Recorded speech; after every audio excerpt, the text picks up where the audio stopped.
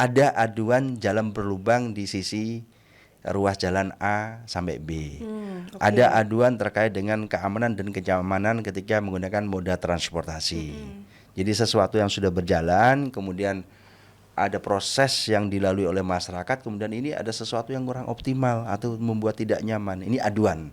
Tapi kalau aspirasi secara umum sesuatu yang lebih baru, sesuatu yang baru. Bagian dari sumpah jabatan kami di DPRD bahwa aspirasi yang ada dari masyarakat ini kemudian kita suarakan di parlemen, kemudian kita realisasikan melalui beberapa program baik itu sinergitas maupun pokok pikiran anggota DPRD Provinsi Jawa Timur.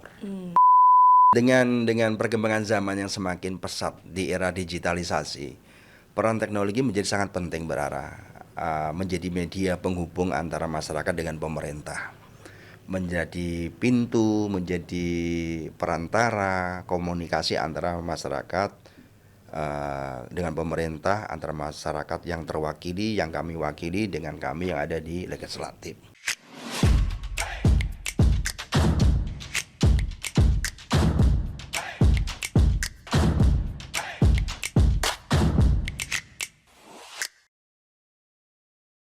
Anda sedang menyaksikan podcast Kios Koran bersama dengan saya Nilo Rara, podcast yang mempertahankan integritas di tengah derasnya informasi. Pastinya dibawakan oleh Titik Kreasi Production, kami netral, mandiri, dan juga berpihak hanya pada kebenaran serta suara rakyat. Inilah ruang di mana opini diuji dan realita akan dibedah sedalam-dalamnya. Asik. Mantap nih.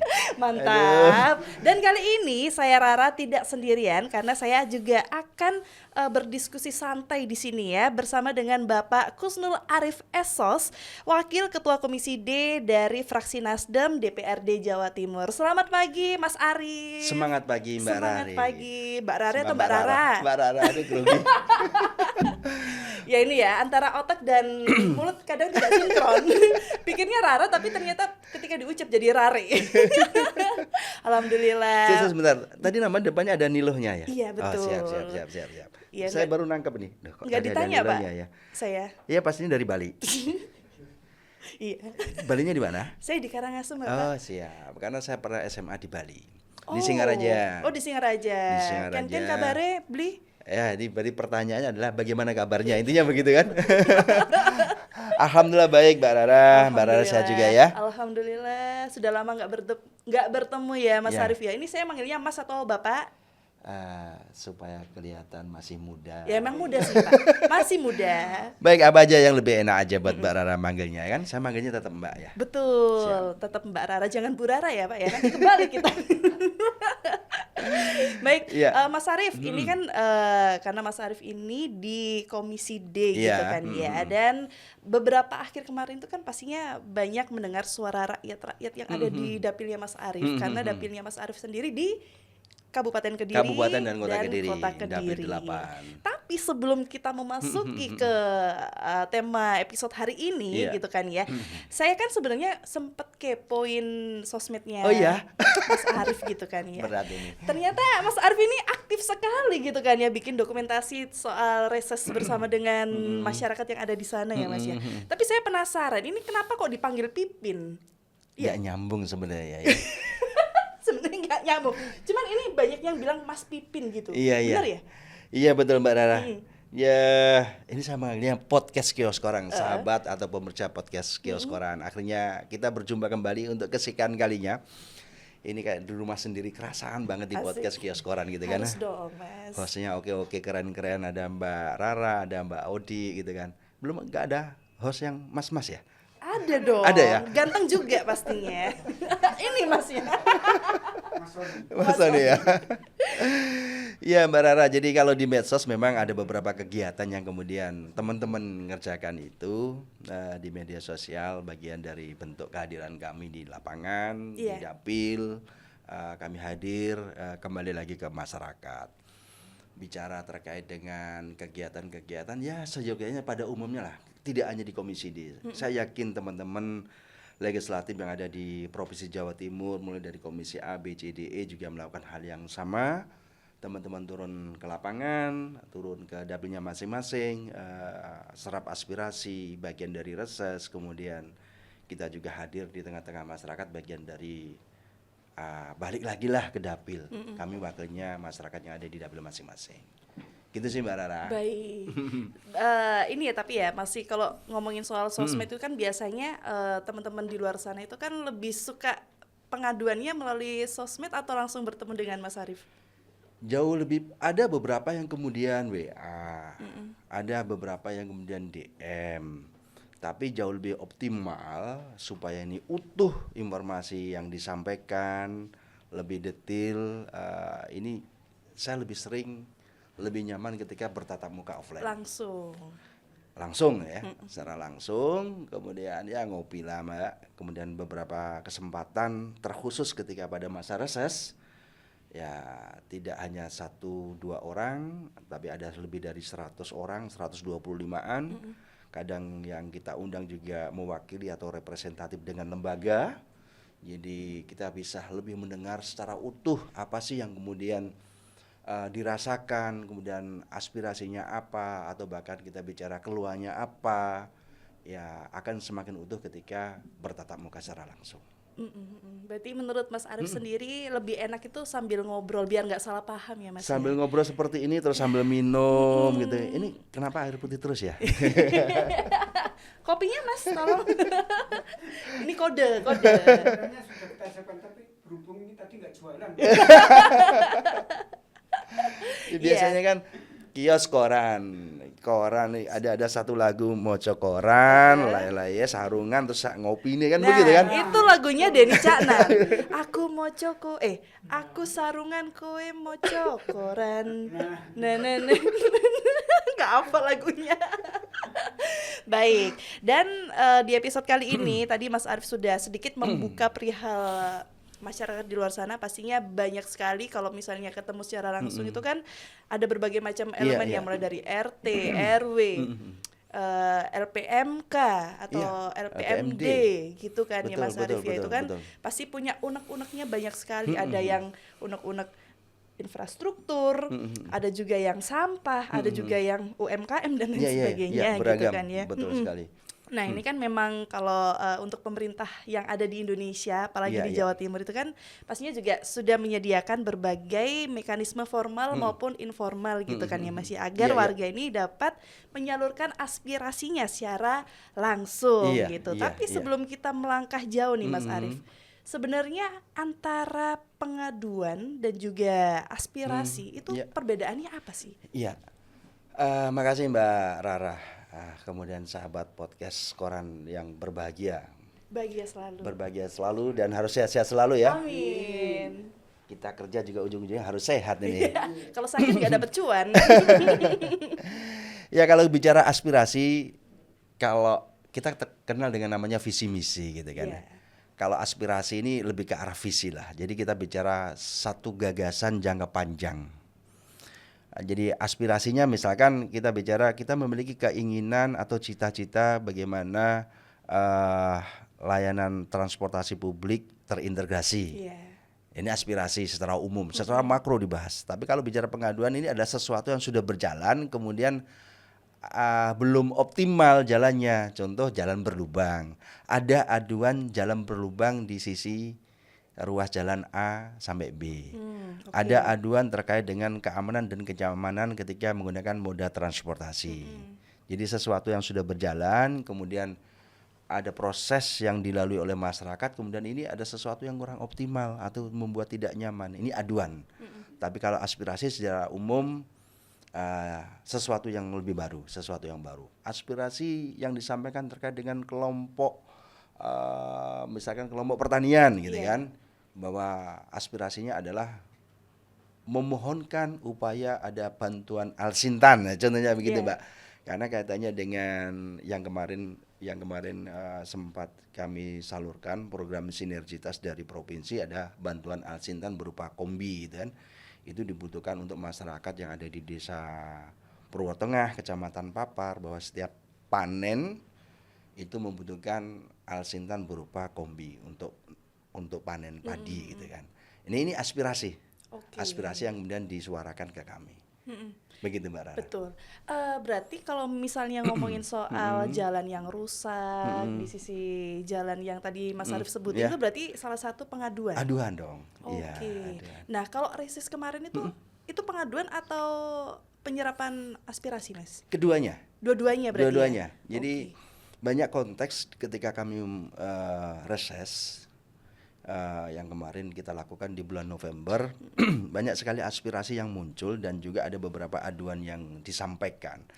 Aduan dominasinya biasanya rata-rata enggak tahu karena mungkin kami di Komisi D ya Mbak. Jadi kaitannya dengan infrastruktur jalan, lampu penerangan, kemudian irigasi yang kurang optimal. Itu banyak sekali beberapa aduan dari masyarakat. Jadi bicara infrastruktur ini kan ada proses yang kemudian memakan waktu, kemudian aus di tengah jalan kan. Nah itu akhirnya muncullah aduan gitu kan. Tapi kalau kemudian aspirasi kemarin yang disuarakan ke kami, apa aja itu Pak? ada dominasinya terkait dengan ketahanan pangan, kemudian memohonkan adanya saluran irigasi yang optimal. Kemudian ada beberapa lembaga yang kemudian memohonkan adanya perhatian terkait dengan guru madin. Guru madin? Iya, bisarohnya. Oh. Bisarohnya untuk guru madin, TPK, TPA, dan guru-guru secara umum. Ada juga aspirasi terkait dengan pembangunan infrastruktur di lembaga pendidikan. Akses jalan menuju ke sekolah gitu mungkin ya? Atau bagaimana Pak? Di antaranya juga itu, jalan usaha tani. Itu adalah aspirasi-aspirasi. Jadi dari yang sebelumnya belum ada, kemudian disuarakan untuk menjadi ada. Jadi banyaklah Mbak kalau sudah bertatap muka dengan masyarakat, dengan keanekaragamannya di setiap daerah, setiap desa, kecamatan memiliki karakter kebutuhan tersendiri. Sedapat mungkinlah kemudian itu menjadi bagian dari yang kemudian kita suarakan di parlemen. Oke. Begitu. Jadi Mbak seperti itu. Kalau kemarin banyak aduannya atau banyak aspirasinya? Aduannya mungkin ya.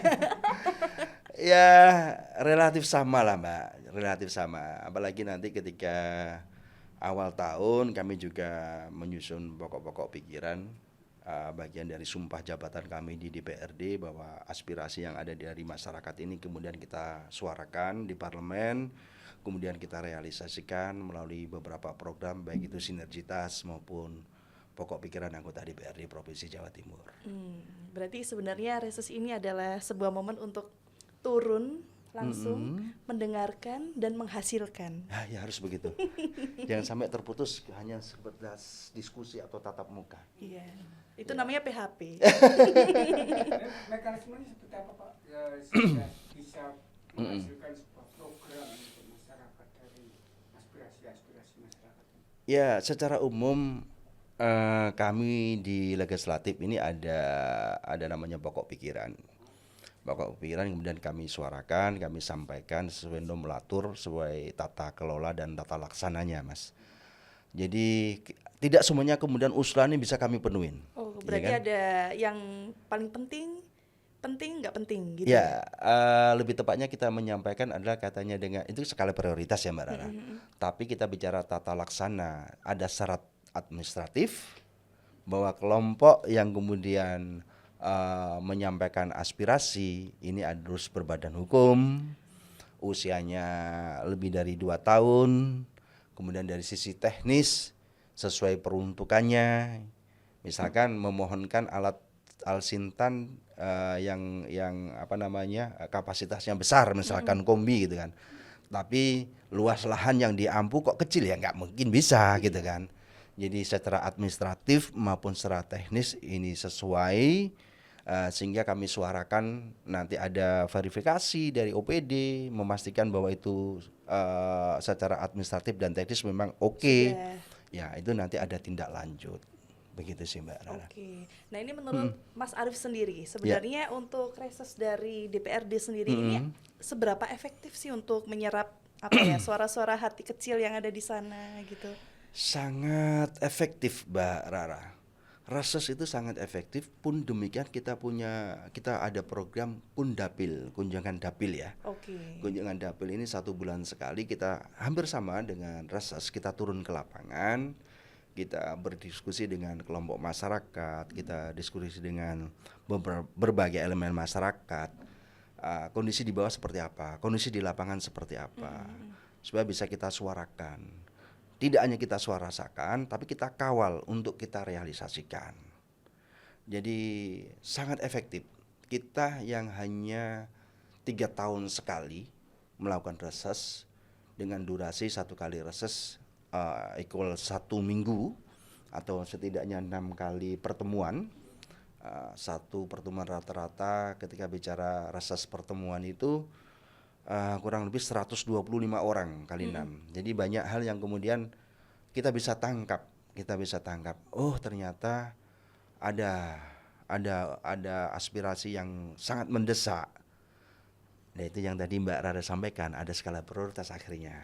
Gitu kan. Tapi prinsip secara overall kami mewakili masyarakat, ya harus kembali ke masyarakat, apa sih yang kemudian disuarakan oleh masyarakat, ini yang kemudian kita akomodasi untuk kita suarakan di parlemen. Asik. Kalau Mas Arief sendiri sih saya yakin nggak harus kunjungan dapil itu 1 bulan sekali, tapi kan asli Kediri gitu. Setiap hari kayaknya. Tapi ngomong-ngomong, keresahan apa sih Pak yang dirasakan masyarakat sekarang ini yang sesuai dengan tupoksi dari Komisi D sendiri? Karena saya di Komisi D, kalau kemudian keresahan masyarakat tentunya infrastruktur, Mas. Itu yang paling utama ya, Mas ya? Betul. Contoh saat ini kita bicara infrastruktur di jelang Nataru, maka kesiapan infrastruktur menyebut Nataru. Jalan provinsi apakah sudah bagus, aman, nyaman, enak dilalui, Betul, kan? tidak menimbulkan kecelakaan, ada geronjalan itu. Ceklongan sewu. Ceklongan. Iya. Kemudian yang kayaknya kalau kemantapan jalan atau jalan menuju mantap, kalau untuk provinsi sudah sudah mantap lah ya Pak. Cukup oke lah ya Mbak ya, cukup oke karena yang diampu juga nggak terlalu banyak. Contoh di Kabupaten Kediri ini jalan provinsi hanya sekitar 69 km aja. Kalau Kota Kediri hampir 10 km gitu kan. Artinya tidak terlalu luas dibandingkan dengan peran pemerintah kabupaten maupun kota. Tapi ada beberapa hal yang kemudian menjadi urgensi yang Mas Sony tadi tanyakan, itu terkait dengan PJU. Penerangan jalan ini yang kemudian butuh effort cukup besar, karena bicara lampu ini kan rentan rusak, rentan mati. Gitu kan. Kena panas, kena hujan. Betul sekali Mbak Rara, dan kebanyakan kita masih pakai solar cell. Dan ini sepertinya ya dari sisi memang efektif, dari sisi biaya ya kan, tidak menggunakan listrik. Tapi dari sisi perawatan dan maintenance pasti agak sedikit effortnya besar. Maka yang saat ini dilakukan optimalisasi oleh Dinas Perhubungan terkait dengan PJU adalah penggunaan lampu LED. Jadi bisa menghemat sampai 40-60% itu biaya. Tapi secara penerangan dan biaya perawatan jauh lebih murah dibandingkan dengan solar. Iya. Ya gitu sih Mbak. Apalagi ya Mas, yang paling CCTV krusial. mungkin untuk itu kan biasanya ada penerangan pasti nyambungnya kadang ke CCTV gitu Pak. CCTV oke, sepertinya jauh lebih optimal rambu-rambu kayaknya sih Mbak, rambu jalan. Pembatas jalan. Nah itu pembatas. Tikungan-tikungan gitu ya. Iya. Apalagi jalan tembus itu Kediri sama Batu itu Pujon. Iya. Nah, Iya, dari Kecamatan Kandangan dengan Kasembon. Ya itu. Betul, tapi itu sudah aman ya Mas Arief, untuk rambu-rambunya sudah terpasang semua? Apakah masih ada yang perlu dimaksimalkan lagi? Upaya optimalisasi terus dilakukan Mbak. Upaya terus dilakukan karena bicara jalan ini kan kadang kita bicara dinamika yang ada di lapangan. Ada titik-titik spot yang saat ini kita pastikan oke, belum tentu beberapa bulan atau tahun ke depan oke gitu kan ya.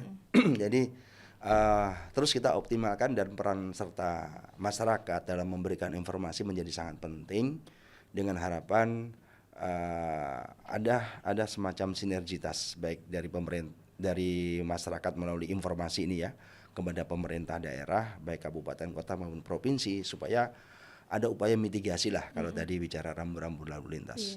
Kita deteksi lebih awal sehingga kebutuhan akan rambu-rambu lalu lintas itu terpenuhi untuk pengguna moda transportasi. Seperti itu Mas Soni. Ini kita balik lagi Mas Arief ke penyerapan aspirasi masyarakat. Sebenarnya kan kalau tadi Mas Arief cerita itu kan banyak sekali masyarakat di sana ya. Ada 125 orang. Bahkan bisa lebih. Sekali reses ya. Iya, sekali reses itu kan ya. Iya. Nah, ini sebenarnya kan pastinya ada tantangan kan ya Mas ya. Apalagi dari RT misalnya terkait ini, dari RW terkait ini, dari LPMD terkait ini. Nah, itu sebenarnya apa sih tantangan terbesar dalam menjaring dari suara segitu banyaknya suara rakyat? Iya, bahwa apa yang disampaikan oleh masyarakat ini ada beberapa hal itu yang mengampu adalah pemerintah kabupaten kota, di luar bukan diampu oleh provinsi. Karena ada ruang gerak kita yang berbeda-beda, Mbak. Tapi ada beberapa hal yang kemudian dari program Pemprov yang kemudian bisa masuk ke desa. Ya, melalui BK Desa misalkan, jalan usaha tani. Itu masih bisa kita upayakan, kita suarakan karena menjadi bagian dari program Pemprov juga. Tantangan lainnya tentunya kita bicara administratif. Tadi yang saya sampaikan di awal bahwa usulan, aspirasi kadang tidak diikuti dengan syarat administratif maupun syarat teknis untuk mendapatkan sebuah program dari Pemprov. Ya karena beragam sekali masyarakat yang ada di setiap dapil, maka betul sekali Mbak Rara tadi sampaikan, akhirnya kita akan menyampaikan ada skala prioritas mana yang kemudian memberikan outcome paling banyak, ya ini yang kemudian kita kawal lebih masif gitu Mbak. Berarti untuk ini kan pastinya banyak juga masyarakat yang mengikuti aspirasi di reses itu ya Mas Arief ya. Kemudian kan ada beberapa yang Mas Arief tadi sebutkan kalau nggak semua itu bisa dijaring karena masih ada kurangnya hukum syarat administratifnya itu. Nah itu apakah masih banyak di luar sana itu yang masih belum tahu perihal itu atau semua yang ada di Jawa Timur kalau mengikuti reses sudah paham untuk? Iya tidak semua Mbak. Jadi kebanyakan saudara-saudara kita ketika kita undang reses kan apa yang kasat mata di depan, yaitu kemudian disuarakan. Ya memang sebuah kewajaran. Misalkan kita bicara perbaikan jalan, masyarakat kan nggak tahu dan tanda kutip nggak perlu tahu loh Mas gitu kan. Yang ada di depan ini mau jalan desa, jalan kabupaten, jalan kota, jalan provinsi atau jalan pusat, kalau rusak ya disuarakan gitu kan. Dan kami pun kan harus hadir. Meskipun itu bukan ranah kami, misalkan itu jalan kabupaten atau jalan kota, ya kami akan merespon positif itu. Kami punya kolega yang ada di kabupaten maupun kota, ya ini kemudian kita titipkan. Kita titipkan supaya ada tindak lanjut dari apa yang kemudian dikeluhkan, dikomplainkan, diadukan oleh masyarakat saat kami melakukan reses. Nah, beberapa lagi Mbak Rara, bicara administratif. Rata-rata ini kan kemudian menyuarakan secara spontan ya, bahwa untuk mendapatkan hibah misalkan, atau program dari Pemkab, Pemprov, ini kan harus ada syarat administratifnya, harus berupa badan atau lembaga gitu kan misalkan ya. Nah ini yang kemudian kadang masyarakat masih belum misalkan, tahu. Nah ini di sini Mas Arief untuk menjelaskan untungnya ya. Jadi saya sendiri juga belum tahu loh Mas, baru tahu loh, serius baru tahu. Misalkan ini Mbak Rara, Pak, kita butuh support gitu kan. Ya kami dibantu untuk ketahanan pangan. Oke lah, masyarakat yang ada di RT sekian ini dibantu hewan ternak. Nggak semudah itu gitu kan. Bahwa untuk mendapatkan hewan ternak ini kan harus kelompok ternak dulu, harus ada badan hukumnya. Harus sudah berjalan, nggak kemudian semerta-merta kamu bikin nanti kita bantu, nggak bisa begitu juga, Mbak. gitu. Dengerin. Dengerin. Seperti itu ternyata. Iya. Tapi memang kan seperti Mas Arif katakan gitu, nggak semua masyarakat itu tahu. Akhirnya gondok. Kadang kan Iya, ada yang betul. sudah menyampaikan unek-uneknya dengan spontan. Ternyata di tahun 2026 misalnya Mas ya, tidak ada solusi gitu kan. Iya, Akhirnya iya. gondok terus nggak mau datang lagi ke. Ada kan yang seperti itu ya Mas? Ya, ada, cuman insya Allah nggak banyak. Ada upaya-upaya lah dari kami, Mbak Rara, yang kemudian menjelaskan kesepahaman bersama bahwa usulan-usulan dari masyarakat, aspirasi dari masyarakat ini sedapat mungkin kan kita bisa akomodir. Tapi kita bicara kemampuan fiskal juga, kita bicara syarat administratif, secara teknis. Ya, kemudian kita bicara skala prioritas tadi yang kami sampaikan. Prinsip kita coba berikan solusi semaksimal mungkin, gitu Mbak Baik. Rara. Kalau ini terkait teknologi nih Mas Arif. Iya, Sekarang iya. kan sudah eranya era digital gitu kan Iya, ya. betul sekali. Serba mudah, serba efektif gitu kan. Nah, menurut Mas Arif sendiri apakah teknologi ini sangat membantu DPRD untuk mendengarkan suara masyarakat? Apalagi kan sekarang di sosmed itu kalau mau mendengarkan keluhan masyarakat kan gampang. Tinggal viral dulu kan ya Mas. Ya? Iya. Viral dulu baru oh ternyata ada ini gitu. Iya, Menurut iya. Mas Arif gimana kalau terkait Peran teknologi? teknologi. Iya. dengan perkembangan zaman yang semakin pesat di era digitalisasi, peran teknologi menjadi sangat penting berarah menjadi media penghubung antara masyarakat dengan pemerintah.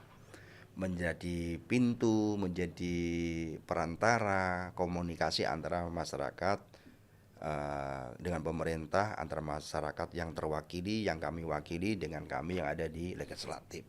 Menjadi sangat penting. Di beberapa daerah memang muncul beberapa aplikasi yang ngamutan. Saya boleh minum dulu ya? Boleh, Nah, boleh, agak monggo, selesai. monggo. Saya juga haus sebenarnya. Cuman saya sungkan gitu. Mau mendahului itu kok kayaknya nggak enak gitu kan. Ada pertanyaan semakin asik itu diskusinya sampai lupa kita, Mas. Sebenarnya kita nanti kita akan mengajukan beberapa pertanyaan untuk merefleksikan akhir tahun ini. Nah, kalau emang akhir tahun ini. betul, apalagi kalau ngomongin soal masyarakat itu asik. Saya seneng dengernya ini kalau Mas Arif cerita. Monggo Mas dilanjut kalau soal apa namanya digitalisasi. Iya, di beberapa daerah Mbak di kabupaten kan ada aplikasi yang menjadi media penghubung, menjadi media komunikasi antara masyarakat dengan pemerintah daerah. Di Kediri ada namanya Halo Mas Bub, program dari Kabupaten Kediri. Oke. Jadi masyarakat bisa menyuarakan apa yang menjadi keluhan khususnya yang ada di lapangan. Termasuk ada fenomena-fenomena apa yang kemudian menjadi kewajibannya pemerintah daerah untuk follow up. Itu sudah berjalan cukup lama, Mbak. Di Gresik yang saya dengar ada Asmara di Gresik. Asmara. Kemudian Bukan, itu kan kakak saya itu kalau Happy Asmara. di Jember juga ada, hampir semua kabupaten kota insya Allah memiliki Sudah melalui aplikasi semua aplikasi berarti ya. digital. Termasuk kalau di Jawa Timur, insya Allah ada Pak, apa namanya SP4N gitu ya. SP4N. Iya, itu juga aplikasi juga yang kemudian menghubungkan masyarakat yang ada di Jawa Timur dengan pemerintah daerah provinsi. Tapi beberapa hal juga yang paling nyaman dan aman itu kan biasanya butuh kepastian cepat ya Mbak ya. Betul. Ya kami-kami yang ada di legislatif ini yang biasanya dicolek masyarakat. Iya. Kok Dan kandang-dang sih? Gitu kan ya. Dan prinsip menjadi menarik dan harus kita akomodasi apapun usulan masyarakat. Balik lagi bicara digitalisasi, apalagi sekarang Mbak Rata disampaikan kalau nggak viral nggak segera direspon misalnya. Betul, sepakat. Hari ini pun sebenarnya kita melakukan podcast adalah bagian dari jembatan informasi dan komunikasi antara legislatif dengan masyarakat. Sepakat. Nanti pasti disampaikan kan, ketika ada kritik saran hubungi nomor di bawah ini. Saya kan masyarakat di sini Mas Arif. Ya, podcast Kios Koran menjadi sangat penting juga. Bagian dari jembatan antara Pemprov dengan masyarakat yang ada di seluruh Jawa Timur, Mbak Rara. Baik, Mas ini kan sebenarnya juga pastinya tadi kalau penyampaian aduan lah ya atau aspirasi. Tapi kalau aspirasi kadang jarang sih. Rata-rata kan aduan nih kalau Iya. melalui Aplikasi, aplikasi gitu kan ya. betul. Dan itu kan aduan itu nggak hanya 1 sampai 10 gelintir aja, bahkan lebih banyak gitu kan ya Mas Arief. Iya. Dan bahkan warga pun itu ada yang bilang gitu kalau lapor lewat aplikasi itu percuma, nggak ada Iya. tanggapannya sama sekali. Nah ini Iya. apa sih penyebab dari kegagalan yang tidak dilanjuti gitu? Apakah memang adminnya itu sedikit atau keterbatasan waktu atau bagaimana gitu? Iya. Bahkan apakah serap aspirasi ini sejauh ini hingga akhir tahun ini Pak, apakah sudah ada yang bisa melahirkan sebuah program atau perda Solusi gitu kan. solusi itu? Iya, respon masyarakat yang disampaikan baik aspirasi maupun keluhan tadi, Mbak. Saya yakin banyak yang sudah tersolusi. Kemudian apakah sampai melahirkan perda? Ya, bagian dari endingnya Iya. di antaranya ada ke arah sana, Mas Sony. Tapi kalau kita bicara pertanyaan Mbak Rara tadi, ada beberapa loh yang kemudian belum terfollow up, Nah, gitu kan? iya. Nah, ada potensi apa yang kemudian disampaikan tidak utuh atau belum utuh keluhan Tidak itu. lengkap gitu ya. Tidak lengkap, ya tidak lengkap. Karena tidak lengkap nih maka ketika teman-teman dari OPD ini memberikan respon, ini yang kemudian kesulitan karena keluhan itu belum lengkap. Belum lengkap. Berbeda kan ketika kita ngobrol secara langsung itu ya, Iya. atau bertatap muka secara langsung, ada komunikasi dua arah. Oh, RT berapa, Pak? Disampaikan hanya di RT saja. RT berapa gitu kan. Iya. Tapi kalau pelaporan ini kan masih sifatnya satu arah. Ketika kemudian diberikan feedback, nah ini kadang yang kemudian terputus. Iya. Maka Ibaratnya kayak chattingan berarti ya Pak ya, kalau di aplikasi misalnya tidak lengkap ya. Pak, di sini di jalan RT Wonorejo rusak. Nah, Iya, ini iya. RT berapa Mbak? RT 3 RW berapa Mbak? RW ini. Ini berapa Mbak ini? Jadi kayak chattingan panjang gitu nggak sih, iya. Pak? Maka ketika sebuah sistem berbasis digital ini kami dorong supaya detail banget kolom atau option-option yang harus diisi nih, gitu kan. Jangan sampai ketika ada warga yang melaporkan kemudian ada kekurangan data. Jadi harapannya aplikasi yang apapun yang kemudian dibikin oleh pemerintah daerah ini option-optionnya yang harus diisi ya harus disampaikan di situ supaya Iya. masyarakat juga nggak dua kali menyampaikan gitu, Mbak. Karena kalau melihat sekarang itu kayak daerah-daerah itu kayak apa ya istilahnya FOMO gitu ya. Iya. Daerah ini bikin aplikasi ini, daerah lain bikin aplikasi Iya. ini juga ini. Iya, iya. Akhirnya ikut-ikutan. Terus Iya, iya. takutnya cuma hanya menjadi simbolis aja gitu kan, Iya, iya. seremoni aja tapi tidak dijalankan gitu. Iya. Apakah itu merupakan produk dari serap aspirasi dari anggota dewan yang mengatur itu atau Iya. organisasi sendiri gitu? Itu biasanya kearifan lokal setiap kabupaten kota ya, Mas ya. Kearifan lokal. Jadi ada beragam aplikasi yang tujuannya sebenarnya sama. Tinggal ada beberapa hal yang kemudian dilakukan modifikasi, dilakukan perbaikan dengan menambahkan item-item dan tidak lanjutnya. Saya berpikir bahwa setiap kabupaten kota memiliki cara sendiri dengan pola komunikasi di digital ini kepada masyarakat. Prinsip di Jawa Timur pun saya berpikir seluruh OPD juga membuka ruang untuk itu. Membuka ruang untuk itu. Di antaranya mungkin kalau kita tidak berbasis aplikasi, Mbak, ada call center setiap OPD. Gitu kan? Ada website yang setiap saat bisa dibuka oleh masyarakat. Iya. Dan yang nggak kalah penting memang peran kami di legislatif. Gitu kan? Ketika suara, keluhan, aduan, aspirasi ini nyampe ke kami, kita bisa bawa ke forum yang lebih besar. Forum yang lebih besar seperti apa? Ya kita bisa lakukan rapat dengar pendapat dengan stakeholder terkait. Kita bisa gelar audiensi. Kita bisa tracking sampai turun ke lokasi. Nah, prinsip masyarakat harus aktif juga. Harus aktif. Kami pun yang ada di legislatif juga harus peka terhadap itu. Harus aktif juga turun di bawah. Apa sih yang kemudian menjadi problem di lapangan dan kita harus merespon cepat terkait dengan apa yang dikeluhkan oleh masyarakat.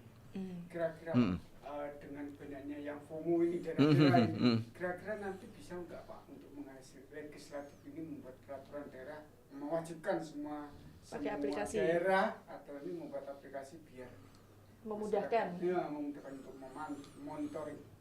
Ya, kalau sampai bicara regulasi berupa perda, kalau ada potensi kan, saya pikir memungkinkan gitu kan. Tapi kalau sebatas pembuatan aplikasi, saya pikir kok nggak harus sampai tataran perda ya. Ya, kita bicara kurang penting banget. Iya, karena kearifan lokal ya, kearifan lokal dan pola komunikasinya masyarakat dengan pemerintah daerah kan berbeda-beda. Ada ruang gini Mas, ada musreng Bangdes, ada musreng kecamatan, ada kabupaten. Itu juga bagian dari bagaimana menyerap aspirasi yang ada di masyarakat. Gitu kan. Jadi pola komunikasi biasanya ada kebuntuan ketika yang disampaikan nggak utuh.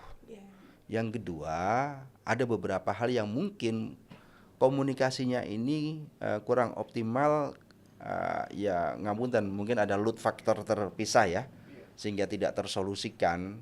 Kemudian yang ketiga katanya regulasi, bahwa ada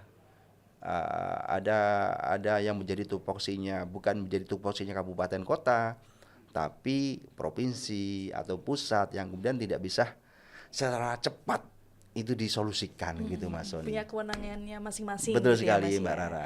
Ya Mas, tadi kan kita ngomongin soal digitalisasi nih. Nah ini gimana sih Mas untuk memastikan aspirasi masyarakat, apalagi kan Mas Arief ini kan Dewan Perwakilan Rakyat, Dewan Perwakilan emak-emak juga, kemudian yang lainnya gitu kan ya. Nah ini bagaimana dengan yang perempuan-perempuan penyandang disabilitas dan juga minoritas ini bisa didengar juga kan kadang lebih banyak ke yang selain ini gitu.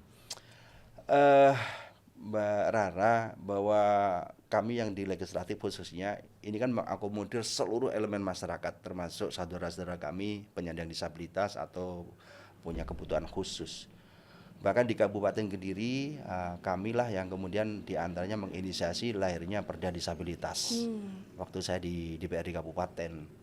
Artinya bahwa kami mendengar dan kami menyerap apa yang kemudian dikehendaki oleh masyarakat. Kemudian bicara bahwa mereka tidak tanda kutip kurang familiar dengan digitalisasi. Ada ruang diskusi kok Mbak, ada ruang diskusi yang kemudian kita bisa buka bersama-sama baik di masa reses maupun ketika kami kundampil. Kemudian ada beberapa juga masukan-masukan dari beliau-beliau ini melalui pemerintah desa maupun kelompok-kelompok tertentu. Masih oke lah. Masih oke ya. Tidak di apa namanya? Nggak terbatas lah Mbak kalau bicara aspirasi kemudian apakah harus dibatasi oleh digitalisasi? Enggak Kak, insya Allah enggak. Berarti masih aman semua ya walaupun untuk perempuan dan juga yang minoritas tadi ya Mas ya. Jadi tidak hanya mak-mak saja, bapak-bapak saja, tapi penyandang disabilitas pun juga masih bisa dikawal untuk aspirasinya seperti itu. Betul sekali, baik. Mbak Rara. Luar biasa, alhamdulillah Mas Arief, terima kasih banyak Sama-sama Mbak Rara. Pagi hari ini luar biasa. Kalau kita ngomongin soal masyarakat, keluhan-keluhannya itu kan pastinya banyak sekali ya Mas ya. Nanti kita lanjut lagi di episode selanjutnya. Siap, ya Mas ya. Matur nuwun Mas Arief untuk hari ini. Terima sami-sami. kasih sudah mampir di podcast Kios Koran. Kita ketemu lagi ya Mas ya. Sehat-sehat selalu. Nanti pulangnya hati-hati di jalan ini. Balik ke Diri ya. Oh iya Mbak. Ada kegiatan lagi di Dapil nanti. Woi kan dibilangin kalau ngomongin soal kunjungan Dapil nggak harus 1 bulan kalau sama Mas Arief. Setiap minggu, setiap hari pun ada kunjungannya ini. Terima kasih juga buat seluruh pendengar podcast Kios Koran. Kami tetap independen, tetap jujur, dan pastinya tetap bersama suara masyarakat. Sampai jumpa di episode selanjutnya bersama dengan saya Nilo Rara. Bye-bye.